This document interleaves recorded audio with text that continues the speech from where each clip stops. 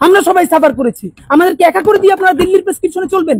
আপনার সেনাবাহিনীর সাথে এভাবে কোনো চিন্তা ভাবনা ছাড়া একাত্মতা পোষণ করার কোনো অধিকার আপনাদের নাই। সর্বশেষ বলি, বিএনপি আপনারা তো আসলে কিভাবে জেনজি আপনাদের সাথে একাত্মতা হবে? দেখলাম দুদু উনি তো ফ্যাসিবাদ বিরোধী আন্দোলনের নেতা, তিনি বললেন বিএনপির যত কর্মী আছে প্রস্রাব কইরা দিলে নাকি সব ভাইসে যাবে এই অন্য।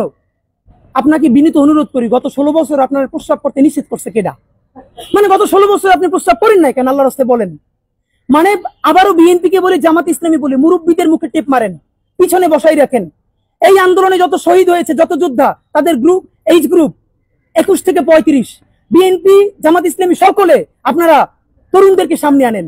এই মুরব্বীদের কি কথা বলে দেখেন, বলে প্রস্রাব করলে ভেসে যাবে। এটা আওয়ামী লীগ তো বললে আমরা জিভে ছেড়ে ফেলতাম, এখন তো আওয়ামী লীগের চেয়ে উনি কি কথা বললো।